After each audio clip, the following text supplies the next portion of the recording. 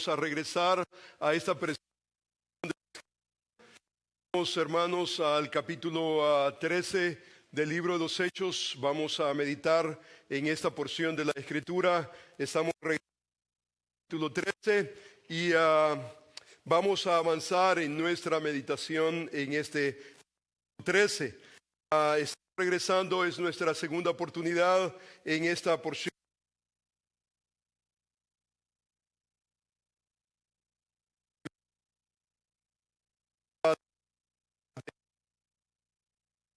En la palabra de nuestro Dios. Nuevamente, este es el capítulo. El capítulo 13 representa en el libro de los Hechos un cambio, y es un cambio increíblemente importante en el desarrollo del libro. Encontramos nosotros en este capítulo 13 básicamente el movimiento cristiano, donde la proclamación del Evangelio sale de Jerusalén, de Judea, Samaria, y comienza a moverse hasta lo último de la tierra. Encontramos nosotros una iglesia, un contexto eclesiástico, la iglesia de Antioquía. No es la iglesia de Jerusalén, sino la iglesia de Antioquía. Fue una iglesia misionera, una iglesia que no solamente deseó misiones, pero vivió misiones. Una iglesia que comprendió realmente en una manera muy concreta que Dios es un Dios global, un misional, y que por ende nosotros como iglesia necesitamos, el pueblo de Dios necesita ser misional, necesita ser global. Nuestro lugar de misiones no es solamente Jerusalén, no es solamente nuestra Jerusalén, no es solamente nuestra ciudad, pero necesitamos entender que Dios es global y nuestra misión debe de ser global hasta lo último de la tierra.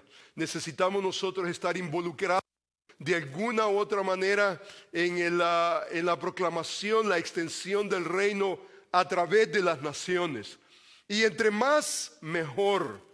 Y entre más usted y yo estamos involucrados, mejor, porque ese es nuestro Dios. Nuestro Dios desde el comienzo hemos visto y lo hemos visto que está interesado en todas las familias de la tierra, incluyendo la suya, la mía. Él nos ha abrazado con el Evangelio de Jesucristo. Hoy le amamos a Él porque Él nos amó primero. Y es una bendición increíble cuando tenemos conciencia de una relación, una comunión íntima en la persona de Jesús. Es increíble lo que eso comienza a generar, no solamente para nuestra ciudad, los nuestros, nuestra familia, pero las implicaciones para el mundo que está a nuestro alrededor. Nuestra oración debería de ser siempre, Señor, cómo mi vida, cómo mis oraciones, cómo mis recursos pueden ser utilizados para la expansión de tu reino a las naciones. Necesitamos tener una pasión, no solamente por nuestra Jerusalén, pero el mundo que está a nuestro alrededor. En este capítulo comenzamos a ver en una manera muy, pero muy remarcada, muy enfática, esa dimensión de la iglesia del Señor. La iglesia del Señor no es solamente para su Jerusalén.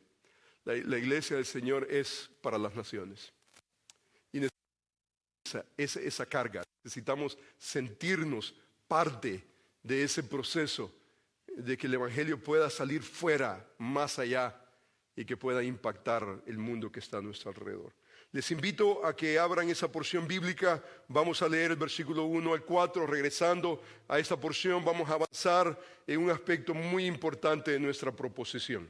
El versículo dice de la siguiente manera: había entonces en la iglesia que estaba en Antioquía profetas y maestros: Bernabé, número 1, Simón, el que se llamaba Niger, Lucio de Cirene, número 3, el que se había criado junto a Herodes el tetrarca, y Saulo, número 5. Dice que estos ministrando, dice al Señor, y ayunando, dijo el Espíritu Santo. El Espíritu Santo dijo: apartadme a Bernabé y a Saulo para la obra a la que los he llamado. Entonces, habiendo ayunado y orado otra vez, dice el versículo bíblico que les impusieron las manos y los despidieron. Ellos entonces, enviados por el Espíritu Santo, el Espíritu Santo no solamente los llamó, pero el Espíritu Santo los envió. Dice que descendieron a Seleucia y de ahí navegaron a Chipre. Y entonces comenzamos a ver el movimiento misionero hasta lo último de la tierra. Aquí comienza. Y comienza dentro de un contexto muy, pero muy precioso. Nuestra proposición básicamente ha sido la siguiente. Y esta es mi oración, que nosotros podamos experimentar a Dios a medida que entendemos esta porción de la Escritura y observamos por lo menos la base de la iglesia, una iglesia constituida. Pero no solamente eso, el día de hoy vamos a ver la obra del Espíritu de Dios en misiones, cómo el Espíritu de Dios obra a través de las misiones. La próxima ocasión vamos a observar la naturaleza de esa obra. El día de hoy nuestro interés es que podamos ver la obra del Espíritu de Dios en misiones, y esto con el fin que cada uno de nosotros como iglesia podamos ser misionales, que podamos tener una perspectiva global del Evangelio de Jesucristo. Esta porción es increíble en este sentido, que este pasaje nos presenta. Si usted observa, el versículo dice de la siguiente manera, que había un equipo en la iglesia de Antioquía, y era un equipo muy, pero muy diverso. La diversidad es increíble en este grupo de hombres. Eran, conforme el versículo, profetas y maestros, enfatizando el ministerio de la docencia, y enfatizando el ministerio de enseñanza, la exhortación, la proclamación de la palabra de Dios. Dice que estos eran Bernabé, era Simón, Lucio, Manaén, Saulo, 5 individuos que básicamente eran considerados en la iglesia de Antioquía como profetas y maestros. Estaban encargados del ministerio docente de la iglesia. Dice la Escritura que estos hombres, dice que hacían algo. Y dice que el contexto en el cual el Espíritu de Dios se manifestó, dice la Escritura que ellos estaban ministrando al Señor. La palabra ministrar tiene que ver con el ministerio de la adoración.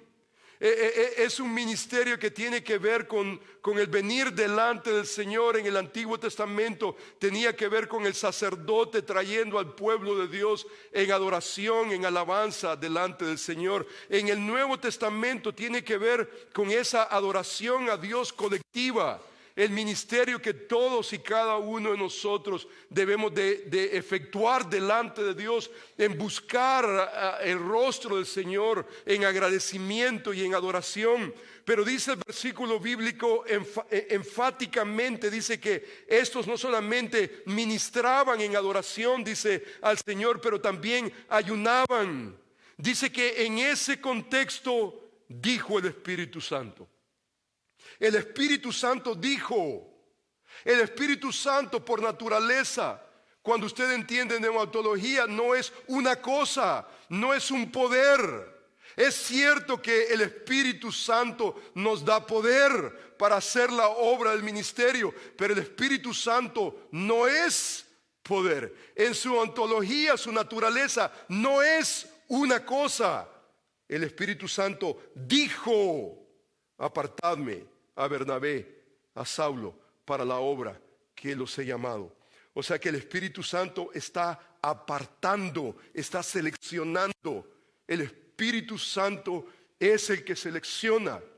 Y no solamente conforme al versículo bíblico dice que el Espíritu Santo dice que dijo: apartadme, apartadme. O sea que de los 5, estos 2 están seleccionados para una obra específica. Dice la Escritura: apartadme a Bernabé y a Saulo para la obra. No nos está enviando a Disneyland, no es un viaje de placeres. Dice la Escritura: para la obra. Y la palabra obra tiene que ver con esfuerzo y dedicación. Tiene que ver con sacrificio.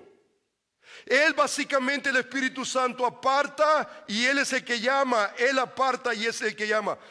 Usted ni yo, la iglesia, no es la que está responsable por llamar. Es el Espíritu de Dios el que aparta y el que llama para cierta obra a cierto momento dentro del cuerpo de Cristo. Dice la Escritura que habiendo ayunado y habiendo orado. Usted se da cuenta que el ayuno en este pasaje bíblico es enfático. Hay un énfasis. Dice ayunando y orando. Dice que les impusieron las manos y los despidieron. O sea que la iglesia no era ignorada. El Espíritu de Dios estaba operando a través de la iglesia. La iglesia básicamente está involucrada en todo el proceso. Dice que ellos entonces, enviados por el Espíritu Santo, entonces el Espíritu Santo no solamente selecciona, llama, aparta, pero Él también envía. El Espíritu Santo está enviando. Esa es la obra del Espíritu de Dios. La obra del Espíritu de Dios es esa. Dentro de ese mismo contexto podemos observar que el Espíritu Santo no solamente llama, Él aparta, Él envía, pero más adelante una de las cosas que usted observa es que el Espíritu Santo también sustenta. Él no solamente está seleccionando, Él está enviando, pero conforme al versículo 9 dice que Él sustenta. Porque la realidad es esta. Esta es la realidad. Que cuando el Espíritu de Dios llama a un individuo, lo prepara y antes de enviarlo básicamente está preparando su corazón, su mente para la obra que Él le ha designado. Y entonces no lo manda a Disneyland, como dije hace unos momentos. Es más, usted ve el libro de los Hechos, es un libro típico de nosotros, el concepto de sufrir por el nombre de Cristo. Usted ve que el promedio de individuos que Dios utilizaba, no todo el tiempo, pero en la mayoría de los casos, la proclamación del Evangelio va acompañada con el sufrimiento. Esteban, por ejemplo, predicó un sermón y ese sermón le costó su vida. Terminó pagando el último precio, su vida, básicamente. Encontramos nosotros a través de la Escritura, por ejemplo, Juan, por proclamar el Evangelio de Jesucristo en Jerusalén, dice que llegaron al concilio, los procesaron y terminaron ellos en la cárcel. O sea que es increíblemente importante que nosotros entendamos la obra del Espíritu, no solamente en el sentido que Él es el que nos selecciona, Él es el que nos escoge, pero Él también es el que nos envía y Él también es el que nos sostiene. Nos sostiene en los momentos difíciles. En los momentos difíciles cuando nosotros deseamos ser fiel al llamado del Señor. Usted se da cuenta que esto de llamamiento no es un asunto suyo, mío. No es la iglesia llamando. Yo no puedo llamar a nadie. El liderazgo de la iglesia, los ancianos no pueden llamar a nadie. La iglesia no puede llamar a nadie. Ese es nuestro trabajo nuestro. Nuestro llamado es autenticar el llamado del Espíritu de Dios en la vida de individuos. Pero usted se da cuenta, muchas veces cometemos el error garrafal. Queremos que nuestros hijos, mi hijo tiene que ser pastor, mi hijo tiene que ser misionero, mi hijo, eso no es suyo, no es mío. Usted ni yo podemos cometer el error garrafal de imponer algo que simplemente no es suyo. Usted no puede llamar, es cierto que usted quisiera un deseo, pero ese deseo no puede ser impuesto en su hijo. El único que llama, el que tiene la soberanía y la prerrogativa autoritaria es solamente nuestro Dios a través del Espíritu de Dios. Él es el que llama, pero la realidad es que cuando Él llama, usted se da cuenta, aunque usted como padre no quiera. En el caso mío, por ejemplo, mi caso personal, mi padre, por ejemplo, el Señor estaba obrando en mi vida, el Señor me había salvado, y entonces yo estaba en la universidad y mi mentalidad y la mentalidad de mi padre es, mira, eres cristiano, muy bien, vas a ser hombre de negocios. Y entonces lo que hasta donde mi padre alcanzaba a ver es que yo podía apoyar las misiones. Y la realidad es que tuvimos oportunidad de alguna manera de involucrarnos en misiones en esa capacidad hasta que el Señor trató conmigo. Y el Señor tenía algo para mí y no era apoyar misiones, sino estar directamente involucrado en misiones. Y yo recuerdo que mi padre, las primeras palabras que mi padre me dijo, yo no te envié a la escuela para eso. Yo no te mandé a la escuela para que te limitaras a una iglesia local en misiones. Yo te envié a la escuela para tener un nombre, para brillar. Pero usted se da cuenta que esto no es un asunto de su padre, de su madre, de su tío, de su tía, de la iglesia. No se trata de eso. Se trata de la realidad, que uno es el que llama. Y no es usted ni yo, y no es su padre. A pesar de su padre, a pesar de su tía, a pesar de que sea, cuando el Señor llama, entonces hay dentro de nosotros una pasión que simplemente no podemos. De otra manera somos los hombres más miserables a hacer otra cosa que lo que el Señor nos ha llamado. Cuando la Escritura dice, si alguno anhela obispado, buena obra desea. Entonces hay un anhelo y hay un deseo que no viene de ningún otro lugar, sino solamente de Dios. Y entonces usted comienza a desarrollar un deseo y un anhelo ferviente. Hay un anhelo insaciable. Apoyar misiones es ok. Orar por misiones es ok. Pero cuando ese deseo está ahí y el Señor lo ha llamado, usted no puede sino cumplir y vivir lo que el Señor desea para su vida. Y entonces el Señor no solamente selecciona, pero Él también envía y Él también sostiene. Porque cuando la situación se pone grave, cuando usted comienza a hablar la palabra de Dios y usted comienza a vivir sus convicciones, hay gente que va a celebrar sus convicciones, pero hay gente que se va a oponer a sus convicciones. Y entonces la pregunta es lo que usted y yo vamos a hacer. La pregunta es, la realidad es que cuando el Señor está ahí y el Señor está tratando con su vida y el Espíritu lo ha llamado y el Señor lo ha enviado, entonces Él lo sostiene con su gracia y Él le da la fortaleza de sufrir si es necesario por el nombre de Cristo. Sufrir si es necesario. Esta próxima semana vamos de misiones, no sabemos si vamos a regresar.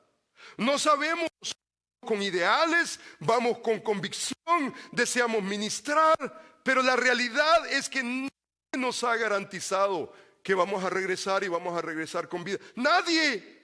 Pero si la voluntad del Señor esa es, que el nombre del Señor sea agradado, que Él sea agradado.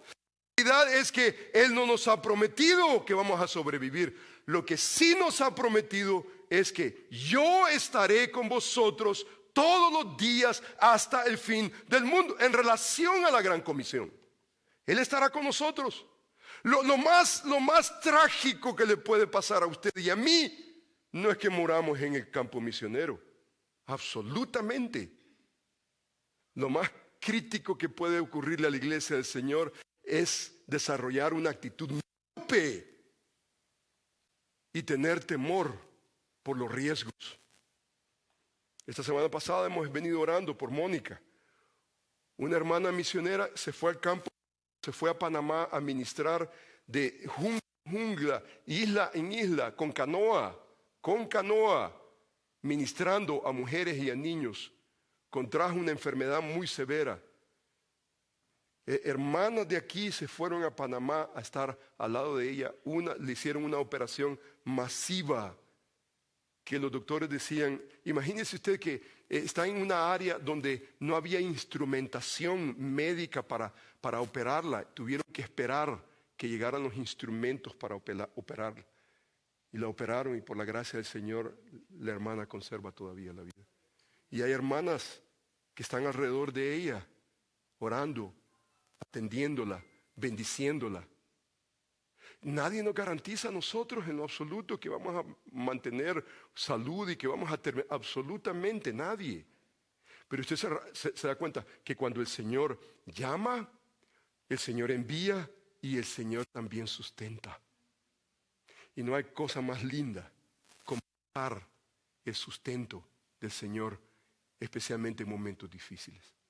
Saber que estoy aquí sufriendo, pero hay una satisfacción enorme. Solamente el Espíritu de Dios puede hacer eso. Solamente el Espíritu de Dios. Por eso Moisés dijo, un pie adelante no lo damos si tú no vas enfrente de nosotros. Porque la garantía de que Él esté enfrente de nosotros, podemos enfrentar cualquier cosa. Y el Espíritu de Dios está ahí. Es más, en el libro de los Hechos, nosotros vemos nosotros un motorcito que está impulsando misiones. Hemos hablado del arranque de la oración. El Espíritu de Dios está ahí. La analogía que estoy usando de ese motorcito, no quiero sugerir que el Espíritu de Dios es una cosa, un motor. Es más que eso. Nos impulsa. Es una persona que nos está provocando y está dando a nosotros esa habilitación que desde el primer capítulo hasta el último capítulo notamos que el Espíritu, la obra del Espíritu de Dios está ahí, behind the scenes, está atrás del telón, no lo miramos muchas veces, pero está provocando en nosotros y está provocando el deseo y el poder por su buena voluntad. Desde el principio nosotros leemos, por ejemplo, en el libro de los Hechos, pero recibiréis poder cuando haya venido sobre vosotros el Espíritu Santo. El Espíritu Santo no es poder, pero cuando el Espíritu Santo está ahí, hay poder. Cuando el Espíritu Santo está ahí, hay poder. ¿Para qué cosa? Para que seamos nosotros testigos en Jerusalén, Judea, Samaria, hasta lo último de la tierra. O sea que el Espíritu de Dios no está ahí para que nosotros estemos cómodos. Está ahí para acelerar y para poder catalizar algo que de natural simplemente no podemos hacerlo. El Espíritu de Dios está ahí, entonces hay poder para ser testigos fieles. Pero la realidad es esta. Este es lo lindo de la obra del Espíritu de Dios en la vida de la iglesia. El Espíritu de Dios se manifiesta y se manifiesta a través de su palabra. Se manifiesta a través de la revelación de Dios, a través de la Escritura. Y entonces Lucas, el escritor, nos ayuda a entender la obra del Espíritu Santo, no solamente en términos de poder, pero nos enseña que cuando el Señor llama a alguien, lo envía, lo sostiene, pero usted se da cuenta que la palabra de Dios comienza a salir.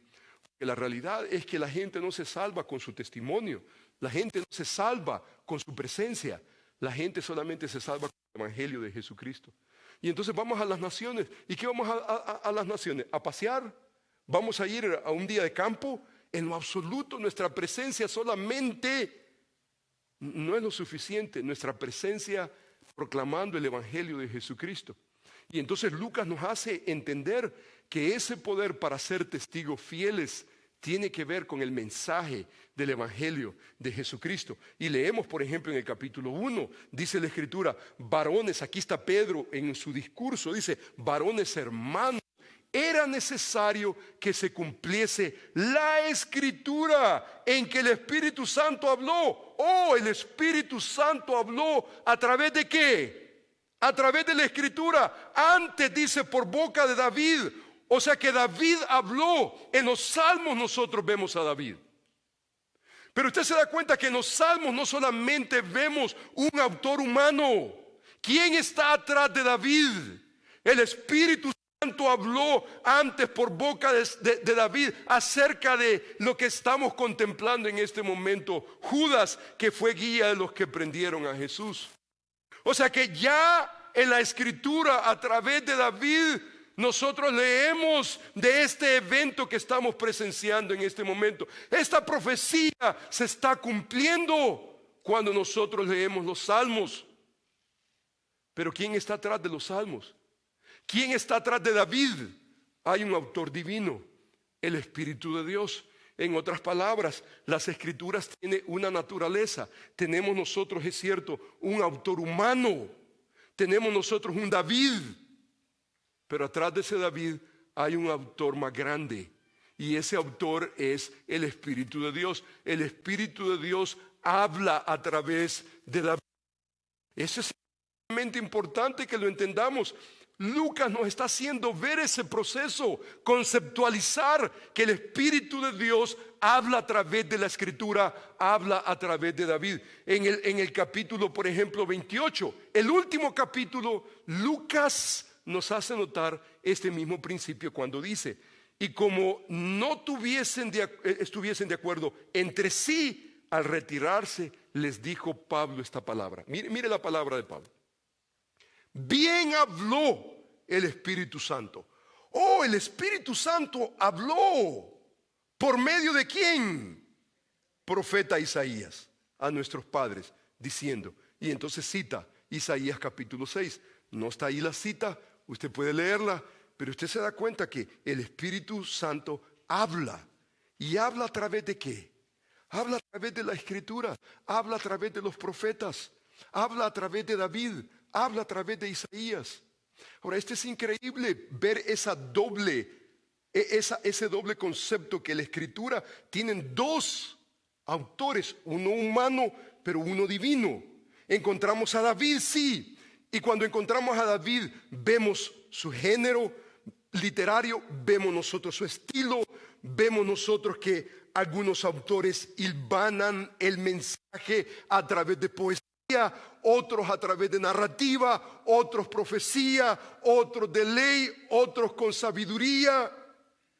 Ese estilo se ve y podemos apreciarlo y podemos hacer estudios literarios comparativos entre un autor y el otro, entre David y Isaías.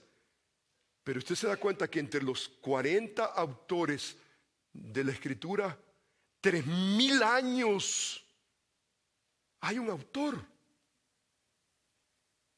hablando a través de cada uno de estos autores. Por eso en la Escritura no hay contradicción. Hay una unificación a través de 40 autores, diferentes culturas, diferentes lenguas, diferentes llamados. No todos eran reyes, no todos eran profetas, no todos eran pastores. No, una variedad increíble. Pero entre medio de esa variedad encontramos un común denominador. Y el común denominador es el Espíritu de Dios hablando. Por eso cuando encontramos la Escritura, Tesalonicenses, por ejemplo, oíste la palabra no como palabra de hombre, sino como lo que en verdad es la palabra de Dios. Es la palabra de Dios hablándonos. ¿Y quién está atrás de la palabra? ¿Quién está atrás de la Escritura? El Espíritu de Dios.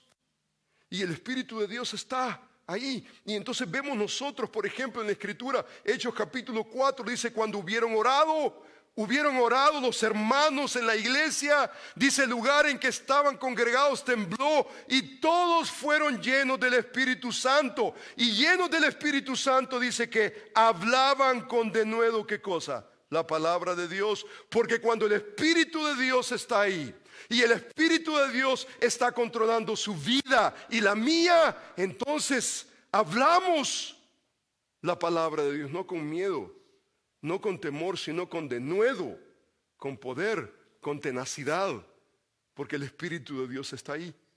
Él nos sostiene. No hay cobardía, hay denuedo. No tenemos absolutamente ningún temor de decirle al colega acerca de Cristo. Porque cuando el Espíritu de Dios está controlando su vida, entonces hay libertad para hablar con denuedo la palabra de Dios. ¿Se recuerda usted de Esteban? Dice la Escritura, pero no podían resistir, dice, la sabiduría, dice, y al espíritu con que hablaba Esteban. Usted se da cuenta que espíritu mayúscula, no minúscula, mayúscula tiene que ver con el Espíritu Santo, singularmente el Espíritu Santo. Dice que las masas, especialmente los religiosos, no podían resistir la sabiduría y al espíritu con que hablaba Esteban. Porque la realidad es que cuando el Espíritu de Dios está allí, entonces hay un deseo por la palabra de Dios, por respetar la palabra de Dios. No por sustituir la palabra de Dios, sino por respetar la palabra de Dios y por reverenciar la palabra de Dios y por levantar la palabra de Dios. Porque la realidad es que Dios está ahí, Él no está mudo, Él ha hablado para que el mundo no lo ignore, sino que lo entienda. Y no solamente lo entienda, pero que le obedezca y que le dé gloria a Él. Y entonces el Espíritu de Dios, cuando Él obra en usted y en mí, entonces pone un deseo por saturarnos de la palabra de Dios, porque al final del día lo que nosotros vamos a hacer, sea al otro lado del mundo o sea al otro lado de la calle, es predicar el Evangelio de Jesucristo, es proclamar la Escritura, la palabra de Dios, los designios de Dios. Entonces hay una saturación, hay un deseo intenso por la palabra de Dios. Por eso la Escritura nos enseña y nos dice que la palabra de Cristo mora en abundancia en vuestros corazones. ¿Por qué? Porque tenemos un ministerio de por medio. Tenemos un ministerio. Usted se da cuenta que el paralelo de ese capítulo Colosenses 3:16 es el paralelo de Efesios capítulo 5, versículo 18, donde dice: no os embriaguéis en vino en lo cual hay disolución. Antes bien, sed lleno del Espíritu Santo. O sea, que el vino no controle tu vida, que lo que controle tu vida es el Espíritu de Dios, para que nosotros con denuedo podamos hablar la palabra de Dios. No importa si el Señor nos va a tener al otro lado del mundo, no importa que nos quedemos nosotros en Antioquía, o el Señor seleccione a unos a ir al campo misionero, la obra altera. La palabra de Dios tiene que ser proclamada. Los nuestros tienen que gozar del consejo de Dios. Tiene siempre que haber una madre llena del Espíritu de Dios diciéndole a su hija el mensaje de Dios, no ignorando el mensaje de Dios. Cada día tiene que haber un padre y un tío. La iglesia del Señor necesita estar presente y tiene que estar presente con la conciencia que el Espíritu de Dios es el que selecciona y Él es el que envía y Él es el que nos sostiene para que nosotros podamos ser fieles a ese mensaje divino. A través de toda la Escritura encontramos nosotros, por ejemplo, Felipe. ¿Se recuerda a Felipe? Dice que el Espíritu Santo dijo, el Espíritu dijo a Felipe: acércate, júntate a ese carro. El Espíritu mayúscula dijo a Felipe: esto no es una cosa, no es una fuerza, esto no es un poder. El Espíritu de Dios tiene una personalidad propia, divina, y Él es el que dirige. Y dice que el Espíritu dijo a Felipe: acércate, júntate. Pero al final de esa porción, después que Felipe había proclamado el Evangelio de Jesucristo al eunuco, dice el versículo 39, y cuando subieron del agua, el Espíritu del Señor arrebató a Felipe, y el eunuco no le vio más y siguió con gozo su camino.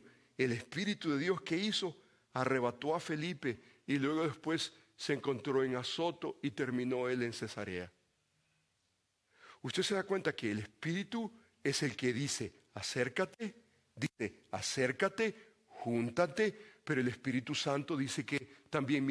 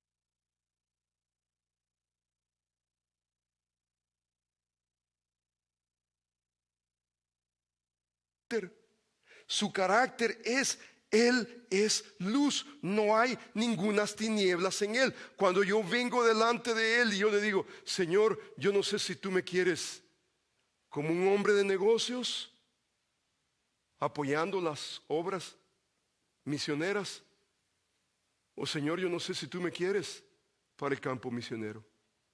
Usted no puede equivocarse en eso. Usted necesita esa certidumbre y usted necesita esa confianza de parte del Señor. Y en este momento yo quiero compartir un pasaje de la Escritura que ha sido para mí increíblemente instrumental, especialmente para definir mi llamado personal. Usted ni yo podemos estar patinando, solamente existiendo, mediocremente existiendo ahí. Usted y yo necesitamos esa atracción que viene solamente del Espíritu de Dios para saber esto es lo que Dios quiere para mí. La realidad, hermanos, es que cuando usted sabe lo que Dios quiere para usted y usted ha resuelto eso delante de Dios, usted no vive una vida mediocre. Usted no vive una vida a medias. Usted está dispuesto a arriesgar su propia vida, sea al otro lado del mundo o al otro lado de la calle. Usted está resuelto. Cuando usted tiene esa certidumbre, Señor, yo no tengo que ser Bernabé, yo no tengo que ser Pablo. Si tú me quieres en Antioquía, yo estoy resuelto. Y estoy resuelto al ministerio de la docencia, proclamar el Evangelio de Jesucristo, las verdades de Dios, sea en mi Antioquía o sea al otro lado del mundo. Y un pasaje que ha sido para mí contundente, especialmente al descifrar mi llamado al ministerio, fue este pasaje con el que quiero terminar. Este pasaje dice de la siguiente manera: si alguno de vosotros tiene falta de sabiduría, si alguno de vosotros tiene falta de sabiduría, en cualquier aspecto de la vida, no importa el aspecto que usted, no entiendo a mi esposa, ¿tiene falta de sabiduría en esa capacidad? Señor, mi ministerio, mi vida, mi existencia ministerial, Señor, yo necesito sabiduría. Yo carezco, tengo falta de sabiduría. Santiago dice la Escritura, pídala a Dios. Pídala a Dios. Mira, pídala a Dios no solamente en adoración, en oración, en ayuno. Pídala a Dios. Dios es luz. No hay tinieblas en Él. Usted va a llegar a Él y usted va a llegar a Él no solamente pidiéndole a Él. Señor, marca la pauta. Yo no quiero sobrepasar tu voluntad. No quiero ir allá y darme cuenta que tú no estás acá. Si tú no vas conmigo, yo no voy. Un paso no lo doy. Dice la Escritura, si alguno tiene falta de sabiduría, pídala a Dios. Pero mire lo que dice. Dice la Escritura, el cual da a todos abundantemente, sin reproche, y dice que le será dada. Porque el carácter de Él es: Él es nuestro Padre. Nosotros somos sus hijos. Y cuando nosotros le pedimos a Él sabiduría, Él no niega la sabiduría. Él nos da abundantemente y sin reproche, y le será dada. Pero aquí hay un condicional, es a prerequisite. Mire lo que dice: pero, aquí hay un pero que usted y yo necesitamos tratar. Pero pida con fe. Pida con fe, no dudando nada, porque el que duda es semejante a la onda del mar que es arrastrada del viento y echada de una parte a otra. Usted se da cuenta que para Santiago es tan importante este concepto, que cuando usted y yo nos acercamos a Dios, necesitamos entender que nos estamos acercando al Padre de las luces, donde no hay variante, no hay oscuridad. Es ante aquel soberano Dios que si usted viene en humillación delante de Él y usted le dice: Señor, I'm not sure, no estoy seguro. Y no quiero dar un paso hacia adelante sin antes estar persuadido de que tú es el que está impulsando mi vida hacia esa dirección. Pero Señor, yo quiero tener esa certidumbre en mi corazón que si yo me voy a unir a tu iglesia o si yo voy a ir al campo misionero, no voy a ir a medias. No voy a dar una vueltecita al parque. Voy a ir a arriesgar mi vida si es necesario por el Evangelio de Jesucristo. Si mi vida va a tener que, está bien. Aquí no se trata de su vida o mi vida. Y no se trata de su relación o mi relación. Se trata del Evangelio de Jesucristo con quien nos relacionamos con el Padre. Es el Evangelio de Jesucristo. Aunque su vida tenga que pasar, tenga que quedar ahí en la línea. Usted se da cuenta que la Escritura nos enseña. ¿Alguien tiene falta de sabiduría? Esto no es de los científicos. Esto no es un asunto místico. Wow, no, absolutamente. Mijito lindo, no está seguro. Mijita, no está seguro si este es el muchacho para tu vida. Órale. Órale, compadre, ¿no? Órale. Órale. Necesitamos filtrar esa falta de sabiduría delante de Dios. Dice que Él la da abundantemente, sin reproche, le será dada. Pero dice, pida y pida con fe. Ahora usted dirá, pero no tengo fe. No tengo fe para creer que Él va a actuar en una manera contundente, convicción en mi vida.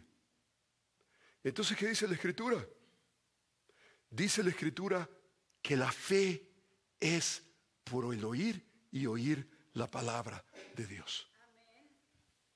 Usted quiere fortalecerse en fe. Agarre la Escritura y busque la Escritura y pídale al Señor una dosis especial. Porque usted se da cuenta, si el Espíritu de Dios se va a manifestar no ignorando las Escrituras, sino corroborando las Escrituras en su vida personal.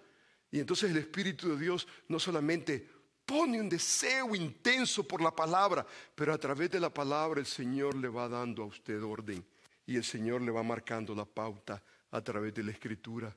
Y entonces usted viene delante del Señor no vacilante. Del mar que es echada de un lado a otro, dice la Escritura. No piense pues quien tal haga que recibirá cosa del Señor. El hombre de doble ánimo es inconstante en todos sus caminos. Y esa no es una seña. Está aquí, no está aquí. Hoy sí, mañana no.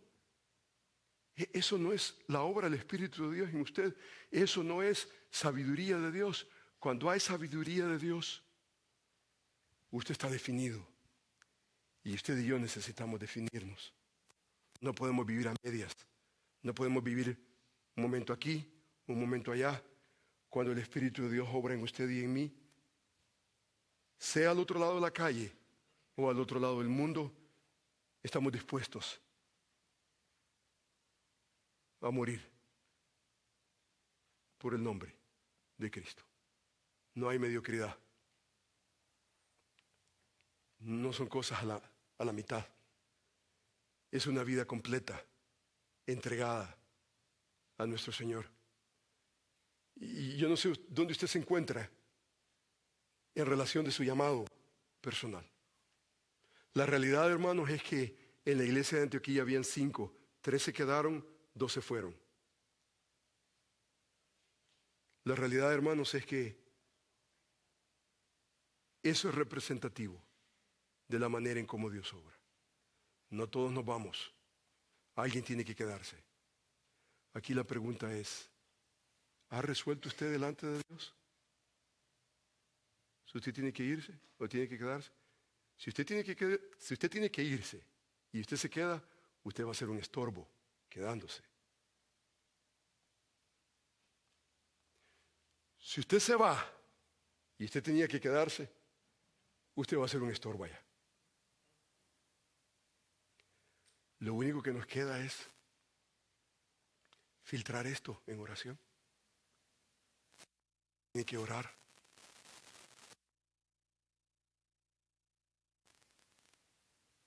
Insaciablemente. Ayuno, eso es.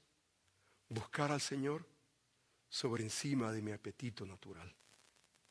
Hasta que el Señor me dé la luz verde y que me diga, yo me quedo, yo me voy. Usted se queda para la gloria y la honra del Señor. Cuando usted entiende su llamado,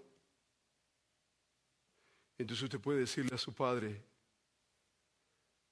Papá, con todo el amor y toda la dignidad, el deseo de honrarte y de obedecerte, necesito obedecer a Dios antes que a los hombres, con todo y el respeto y el amor. Usted no quiere pelear con nadie innecesariamente, pero usted tiene una responsabilidad primaria delante de Dios. Y cuando usted ha filtrado delante del Señor ese llamado, hay certidumbre, una certidumbre inequívoca. Usted muere si es necesario. Ahí en la brecha, ahí donde el Señor lo tiene, allí donde el Señor le ha llamado. Y usted es fiel. No por las cosas que pasan, no porque todo luce bien. Está dispuesto a arriesgar su vida por el nombre de Cristo, por el Evangelio de Jesucristo. Pero hay certidumbre, porque el Espíritu de Dios llama, envía, y el Espíritu de Dios sostiene. Y nos sostiene para la gloria de Él. Nos sostiene para las naciones. Nos sostiene para que otros puedan conocer a Cristo y que puedan glorificar al Padre, como nosotros glorificamos al Padre. Vamos a orar al Señor, vamos a dar gracias al Señor. Y usted se da cuenta que la iglesia cristiana es un testimonio, es el producto del Espíritu a través de la palabra de Dios que permanece para siempre. El principio principal teológico, que Dios es Espíritu, nos enseña que el Espíritu ha actuado y aún actúa entre nosotros, y Él actúa con gran poder. Él no solamente lo hizo allá, Él lo hace aquí, hoy. Oremos al Señor. Padre nuestro, te damos muchísimas gracias, Señor, porque cuando venimos delante de ti, tú no nos abandonas. Señor, tú nos acoges y nos diriges. Tú nos das la pauta.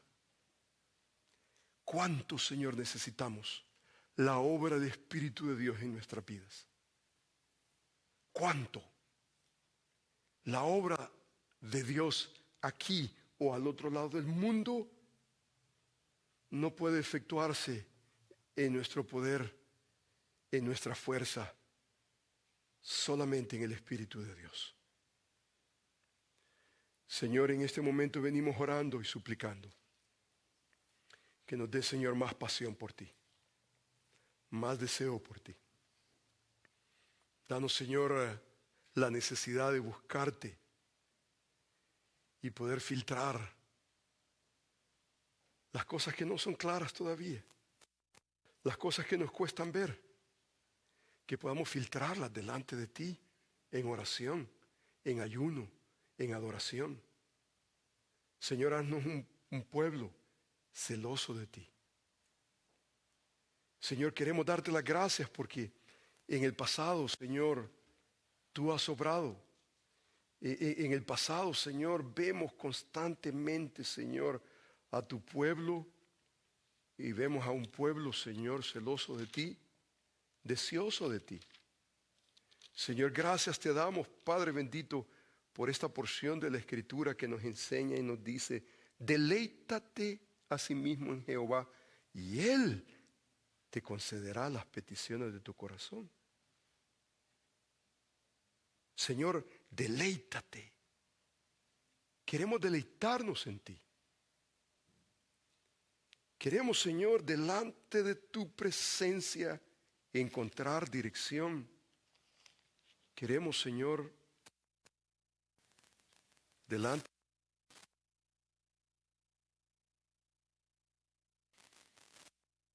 Solamente delante de ti podemos, Señor, tener esa certidumbre.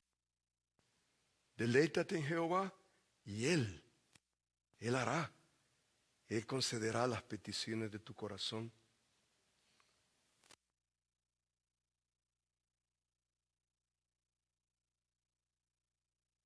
Él la dará abundantemente, sin reproche. Dios le dijo a Jeremías en una cárcel en Babilonia, así ha dicho Jehová. Él fue el que hizo la tierra. Jehová que formó la tierra para afirmarla. Jehová es su nombre. Clama a mí, dice, y yo te responderé. Y te enseñaré cosas grandes, ocultas, que tú no conoces. Ese es nuestro Dios. Él te atenderá. Él no te dejará en angustia, en zozobra. Él actuará. Y Él te hará conocer cosas grandes, cosas preciosas, que no tenemos una idea. Señor, que tu nombre sea glorificado. Señor, enséñanos como iglesia a buscar más de ti, a desearte, a venir delante de ti, Señor, en adoración, en oración, en ayuno. Todo para la gloria tuya. Y todo, Señor, para el gozo de las naciones. Multiplícanos, multiplícanos. Sea que nos quedemos o que salgamos, danos el privilegio de gastar nuestras vidas, nuestro último aliento, para el avance de tu reino a través de las naciones. Señor, gracias. En el nombre de Jesús y para tu gloria.